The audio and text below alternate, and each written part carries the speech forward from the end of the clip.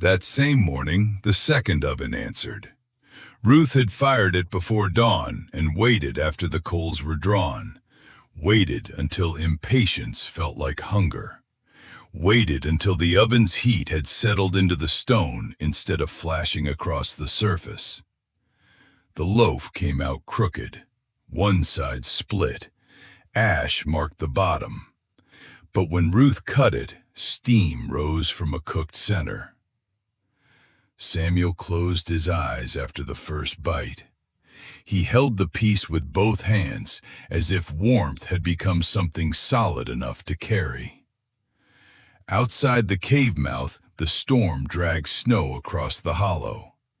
Inside, bread existed where Bellwether Crossing had decided a widow's life had no room left in it. That should have been the turning point. It was not. Winter does not lose because one loaf rises. The next trouble came from the blue jar. The starter weakened slowly. At first, Ruth blamed the flour, then the water, then the timing of the oven. The dough rose less each day. The jar smelled alive, but tired. At night, Ruth moved it near the fire. By morning, it was too warm on one side and cold on the other. She moved it near the sleeping platform. It slowed again. She wrapped it in cloth. Still wrong. The answer came when she woke in the darkest hour and laid her palm on the stone floor. It was pulling heat away. Not enough to freeze the jar. Enough to make the living culture inside it sleep when Ruth needed it working. She moved the jar to a warm rib of basalt near the back wall, set it in a nest of dried grass, and wrapped it in Thomas's old wool scarf. 2 mornings later, bubbles returned. Samuel saw them and laughed once, too suddenly, like a boy who had forgotten his own sound. Ruth rested her fingers on the glass. Losing bread would have hurt. Losing that jar would have felt like burying Thomas again. By then, the hollow had become a system. Not a good system, not an easy one. A system. The oven warmed the cave. The cave protected the starter. The starter made bread. Ash fed the beds. The beds made greens. The greens strengthened the child who gathered wood. Cricket found hair trails outside the stone gap, and Ruth used wire from Mercer's broken grain hoops to make snares. The meat went into stew. The bones simmered into broth. The hides dried near the warm wall and thickened the bed. Nothing was wasted, because winter wasted nothing either. On day 29, a mountain wind came from the wrong direction. It dropped over the upper rocks, struck the entrance, and shoved smoke back into the cave. Penny panicked. Cricket barked once and retreated with his nose low. By midnight, Samuel's eyes watered so badly, Ruth carried him into the garden chamber and wrapped a wet cloth over his mouth. She worked until her hands bled. The windbreak looked guilty, so she strengthened it. The smoke worsened.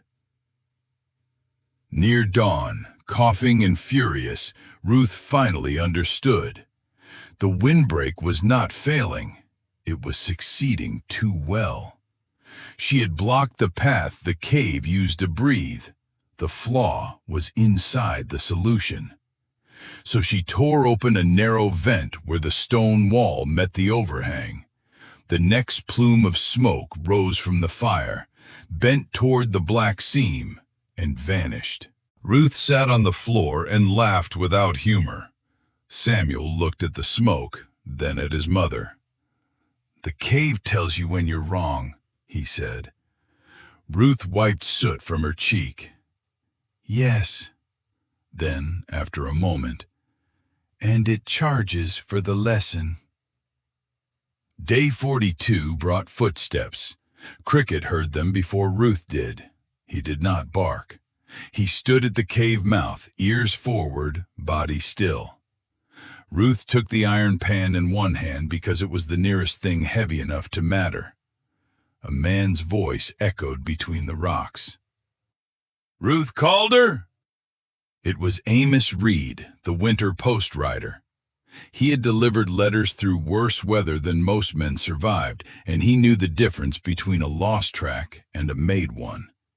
He had found Penny's old hoof marks under a wind-scoured ledge.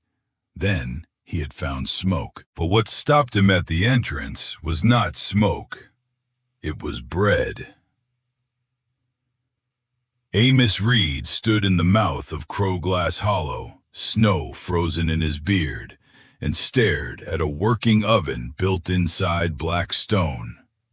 Behind it, dry wood was stacked by size. Food bundles hung out of reach. Penny stood under a lean shelter, thin but alive. Then Amos saw the garden. Kale leaves darkened beneath the shaft of light. Rye blades stood in a line. Beet greens pushed from soil Ruth had rebuilt by hand. The post rider removed his hat, as if he had stepped into a church. Samuel came from the garden chamber carrying a basket of greens. Ruth followed. Amos looked from the boy to the bread on the stone rack. "They said you were gone," he whispered. Ruth did not ask who "they" meant. Everyone in Bellwether Crossing had helped make that sentence. She cut him a piece of bread anyway. He took one bite and looked away, not because he disliked it, because some kinds of shame arrive warm. Amos stayed until the light left the fissure. Slowly, the news came out. Bellwether Crossing was hungry. Mercer's grain was spoiling faster than he admitted. The north roof had failed in 2 places. Flour near the wall had gone sour. The communal bakehouse chimney had cracked, and on windy days smoke rolled into the room until no one could stand beside the oven. Children were eating watered gruel. Old people were breaking hard crusts into tea because their teeth could not manage anything else. Ruth listened. She asked which families had children, which had the elderly, which had sickness, which had no mule, which had no firewood. Amos answered until he seemed afraid of the pattern forming in her face.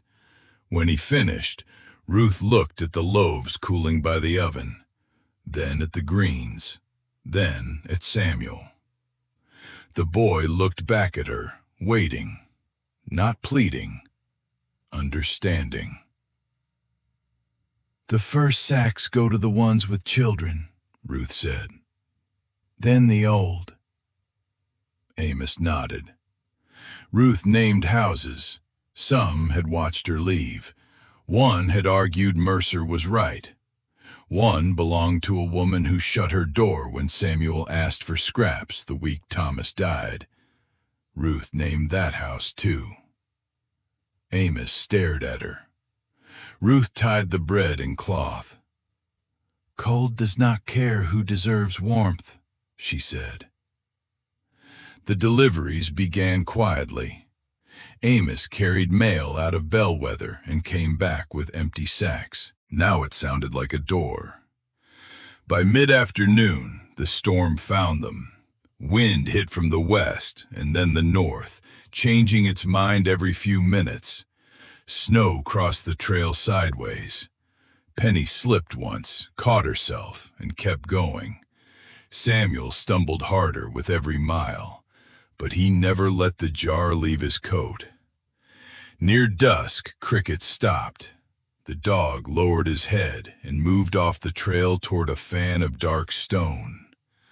Ruth almost called him back. Then she saw what he had found. The snow there was wrong. Everywhere else it lay deep and smooth. On that slope, It thinned into ragged patches. Black rock showed through. A pale thread of vapor lifted from a crack and vanished in the wind. Ruth stood still long enough for the cold to bite through her gloves.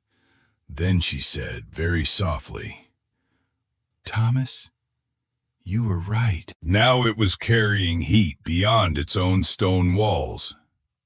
The truth came out after the big roof collapsed. Bellwether Crossing had feared that storm all winter. It arrived with freezing rain under the snow, a cruel mix that found every crack in every building. Before dawn on the second night, Mercer's north storage roof gave way. Not all of it. Enough. Water reached the flour bins. Grain swelled. Sacks split. By morning, the smell inside the warehouse told the town what Mercer would not.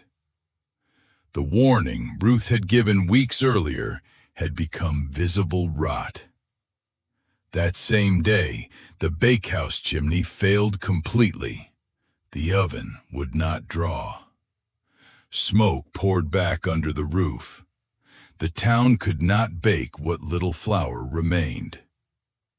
By sundown, people were not asking whether the bread deliveries were real. They were asking where they came from. Amos answered in the meeting house. He stood beneath the plain rafters, face red from cold, and told Bellwether Crossing that the bread had come from Crowglass Hollow, from Ruth Calder. The room changed without moving. Orrin Mercer sat near the front. Elder Vale had both hands folded over his cane. A dozen faces turned toward the floor as if shame might be less visible there. Amos did not make Ruth sound like a saint. That would have been another kind of lie. He described the oven, the garden, the warm seam in the stone, the drying racks, the drainage trench, the child carrying greens through winter, the widow using bad flour better than the town had used good grain. No one spoke for a long time, because the story was worse than a miracle. A miracle would have excused them. This did not. This was work. This was observation. This was the same woman they had dismissed, noticing what they refused to see. 3 days later, a party climbed to Crowglass Hollow. Mercer came, Elder Vale came, 2 carpenters, a seamstress, a mother with a baby wrapped so tightly only the child's nose showed. They expected something larger. People often do when results embarrass them. The hollow was small. The cave was low. The garden chamber could not hold more than a few people at once. No hidden storehouse waited behind the rock. No secret benefactor. No impossible machine. Only decisions. The willow lattice set off the damp wall. The trench carrying water away from roots. The oven thick enough to hold heat after the coals were gone. The elevated flour rack. The vent cut through Ruth's own windbreak after smoke nearly choked them. The blue jar sleeping warm against basalt. Every answer looked simple after Ruth had paid for it. A carpenter crouched beside the oven. "How does it hold heat this long?" Ruth showed him the sandstone mass. The seamstress touched the drying rack. "How do you keep the cloth from molding?" Ruth pointed to the airflow. Mercer stood near the flour sacks and said nothing. At last, he asked the question he should have asked when she still worked under his roof. "How did you know the grain would spoil?" Ruth looked at him. Not coldly. That would have given him too much power. She looked at him like a person measuring whether a tool could still be used. Damp flour clumps at the bottom first, she said. Then the smell changes. Then the sacks sweat. By the time a man wants proof, he is usually standing in it. Mercer lowered his eyes. No apology came. Maybe he did not know how to build one that could hold weight. Ruth did not wait for it. She handed Elder Vale a loaf to carry back to the sick woman at the south end of town. Then she went to check the rye. By spring, Bellwether Crossing no longer called Crowglass Hollow cursed. Men who once crossed themselves near the black rocks began hauling stone from them. Women came to learn the drying racks. 2 boys helped dig a second bed where the sun held longer. The carpenters repaired the town bakehouse chimney using the draft lesson Ruth had learned the hard way. Mercer's warehouse roof was rebuilt with a raised vent gap and a sharper pitch. He did not invent the idea. Everyone knew that. Samuel grew taller in the hollow. His cheeks filled out. He learned to judge dough by touch and soil by smell. He could tell which stones held warmth after sundown and which only looked dark. The blue jar stayed alive. So did the garden. The last snow of the season melted first along the basalt seam, just as Thomas's old notebook had promised. Ruth stood there one morning while water threaded through the trench and green rye moved in the weak wind. Bellwether Crossing had not become kinder all at once. Towns rarely do. But it had learned something harder to forget than kindness. It had learned that pity without attention was cheap. It had learned that authority could own the building and still miss the leak. It had learned that survival did not always announce itself from the front of the room. Sometimes it rose quietly from black stone, warm soil, a guarded jar, and a woman who kept listening after everyone else had stopped. Crowglass Hollow did not save Ruth Calder. It only answered the woman who had learned how to listen. In Bellwether Crossing, the cold did not arrive quietly. It came with the sound of a bolt sliding shut. Ruth Calder stood on the wrong side of Mercer's grain house, with a wet flour sack at her feet, her 11-year-old son tucked against her coat, and a blue glass jar breathing under the boy's scarf. The jar was sourdough starter, not money, not medicine, not a weapon, just a living spoonful of flour and water that her dead husband had fed every morning for 6 years. And by the time the next moon rose, that jar would become the reason the same town that pushed Ruth into a blizzard would climb into a frozen canyon begging for bread. No one in the grain house called it cruelty. Orrin Mercer called it arithmetic. There were too many mouths in Bellwether Crossing, he said. Too little dry grain. Too much snow coming over the pass. A widow and a child could not keep sleeping behind his storage wall just because pity made people uncomfortable. Elder Abram Vale stood beside the scales and nodded as if hunger had made him wise. The men near the loading door looked at their boots. The women in the street looked through window frost. Nobody said what every person in that room understood. Turning Ruth and Samuel Calder out that morning might kill them before sundown. Ruth did not cry. She did not beg. She looked past Mercer, up into the rafters above the flour bins, where a dark stain had spread across the planks like a bruise. 6 weeks earlier, she had pointed to that same stain and told Mercer his north roof seam was leaking. The grain nearest that wall had already begun to smell sweet in the wrong way. Mercer had waved her off. A widow who swept floors was not supposed to understand warehouses better than the man who owned one. Now the stain had widened. So had the silence around it. Mercer dragged out what he considered mercy. 1 sack of lumpy flour, half a turnip crate, a bent iron pan, and a coil of frayed rope. He placed them in the snow as if setting down a verdict. Samuel held the blue jar tighter. Outside, their old mule Penny stamped at the frozen road. Their brindle dog Cricket watched the grain house door without blinking. Ruth lifted the flour sack and felt it shift in one damp clump. That was the part that almost made her speak. Not the insult, not the cold, the flour. It proved she had been right. But being right had not kept a roof over her child. So Ruth tied the sack to Penny's pack frame, checked the jar under Samuel's scarf, and turned toward the north road. "Where are we going?" Samuel asked.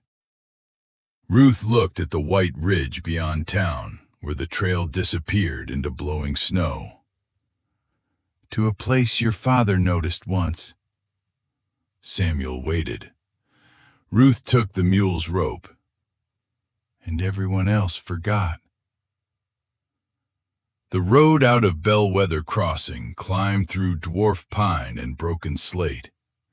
By noon, the settlement had vanished behind a curtain of wind. Ruth did not follow the wagon road west. That road led to ranch houses, and ranch houses meant people, and people had already decided what her life was worth. Instead, she took the old charcoal trail toward a cut in the ridge called Crowglass Hollow. Most people avoided it. The place had a bad reputation. Too many black rocks, too many cracks, too much ground that steamed on cold mornings and made sensible men cross themselves before moving on. But Ruth's husband, Thomas, had never been frightened of a thing simply because it did not explain itself. 2 summers before he died, he had helped repair a surveyor's wagon. The surveyor paid him with an old field notebook, half ruined by rain. Thomas spent nights by lamplight reading it, tracing ridges with a workman's finger. One note in that book had stayed with Ruth. Warm breath rising through basalt fracture, snow absent in pockets, possible underground heat. At the time, it sounded like a curiosity. The crack between the rocks was barely wider than the mule's ribs.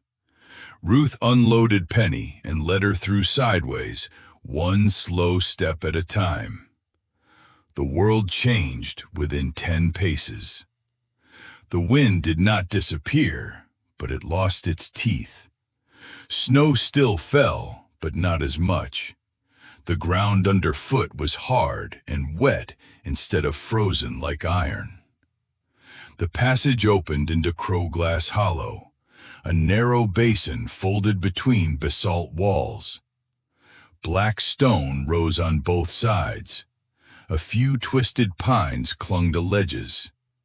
At the back of the hollow, a shallow cave opened beneath an overhang darkened by smoke from fires older than memory.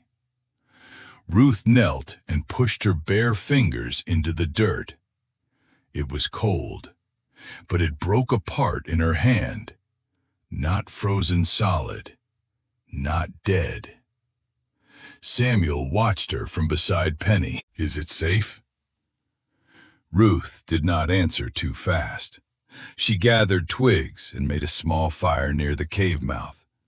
When the smoke rose, it lifted straight up for a breath. Then it bent. Instead of rolling into their faces, it slid toward the rear of the cave and disappeared into a narrow black seam. The hollow was breathing. That was the first thing it gave her. Not comfort, not rescue. A rule. Air could move here. And if air could move, smoke could leave. If smoke could leave, fire could stay. If fire could stay, a child might sleep through the night. Ruth fed the flame and looked at the stone around her like a woman reading a page in a language she had almost forgotten. The first 2 days were not heroic. They were ugly work. Ruth stacked rock until her wrists shook. She built a low wall across the side where wind entered hardest, then tore half of it down when the smoke changed direction. She set poles between stones to raise Samuel's bedding off the damp ground. She hung the food sack from a beam of dead pine so mice could not reach it. Samuel collected every dry twig he could find under ledges. Cricket slept in short bursts near the cave mouth. Penny hauled stone in slow, patient trips from the basin floor. Nothing looked like a home. The windbreak leaned, the bed creaked, the roof dripped in 3 places. But by the second night, the fire held. And when Ruth woke before dawn, Samuel was still asleep. Not shivering awake, not coughing, not asking whether morning had come, just sleeping. For Ruth, that was the first miracle the Hollow did not perform. He left with bread, greens, broth bones, sometimes a strip of dried hair when Ruth could spare it. No one in town knew the source at first. Rumors grew because hunger hates a blank space. A rancher beyond the pass, a hidden army store, a trapper's cache, a miracle. But the bread kept coming, not enough to make the town comfortable, enough to keep children from sliding further into silence, enough to soften food for the old. Enough that mothers began saving crust ends in tin cups like treasure.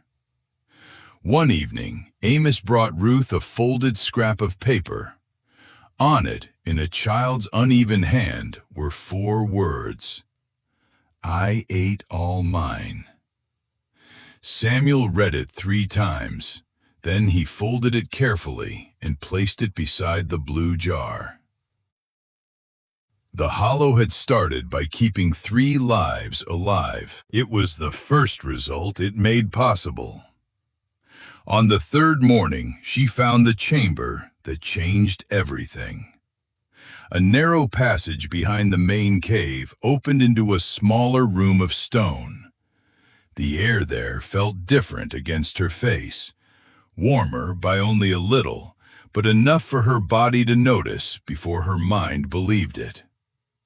Near the ceiling, a crack let in a blade of winter sunlight. It touched the floor for less than 4 hours a day. That should not have mattered, except the soil beneath it was loose. Ruth stood in that thin light and thought of the tin box in Penny's pack. Thomas's seeds. He had saved them the way poor men save impossible plans. Winter rye, kale, beets, field peas, turnips. Seeds for a plot he never lived to plant.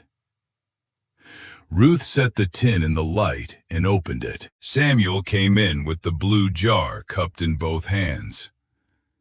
"Can bread grow here?" he asked. Ruth almost smiled. "Bread doesn't grow," she said. Then she looked at the warm dirt, the sun crack, the breathing stone, and the damp flour Mercer had thrown at her like charity. Not by itself. The first loaf was a failure. Ruth made an oven from clay, stone, and desperation. She built it too thin, fired it too fast, and trusted the color of the coals because she had nothing better to trust. The smell of baking bread filled the cave until even Penny lifted her head. Samuel sat beside the fire, both hands wrapped around the blue jar, his face bright with a hope Ruth hated seeing too early. When she pulled the loaf out, the crust was black along one side. Inside, it was raw paste. 3 days of salvaged flour had gone into it. Samuel tore off a piece anyway. He chewed twice, then stopped. His eyes did not accuse her, and that made it worse. Ruth took the loaf from him, set it on the flat stone, and stared at the oven. The flame had touched the dough. The heat had not stayed. That was the difference. By morning, she was building the second oven. This one had weight, sandstone behind the clay, a smaller mouth, a thicker crown, enough mass to drink heat before giving it back. While it dried, Ruth began the garden. The first bed was no wider than a blanket. Samuel mixed leaf mold with sand and ash. Ruth crushed soft limestone between 2 stones and worked it through the soil. They planted rye along the back, kale near the light, beets down the middle, turnips in the damp edge because the dirt there looked rich. For 3 days the turnips rose. On the 4th, they sagged. By the 5th, they collapsed completely, slick and pale, their small leaves rotting against the soil. Samuel found Ruth kneeling beside them in silence. "I watered them too much?" he whispered. "No." Ruth touched the wall above the dead row. Moisture gathered there in beads, then dropped from the cold stone exactly where the turnips had been planted. The warm ground had fooled her. The chamber was not simply warm, it was alive, with air, water, stone, and cold meeting in different places. She had solved one problem and mistaken it for all of them. So she stopped planting and started watching. For 2 days, Ruth marked wet spots with pebbles. Morning marks, afternoon marks, night marks. Samuel helped her move the stones whenever new droplets appeared. The pattern came slowly. The northeast wall sweated after the fire had been burning in the main cave. The sunbeam dried the center, but not the edge. Warm air carried moisture upward. Cold rock pulled it down. And the garden was sitting under the place where the hollow made its own weather. Ruth cut willow and built a loose lattice several inches away from the wall. Then she dug a shallow trench to pull water away from the bed. Nothing changed loudly. The kale simply stopped dying. A week later, beet leaves darkened. A thin green line of rye lifted toward the light. Samuel saw it first. He did not shout. He crouched beside the bed and touched the air above it, afraid his breath might break the proof.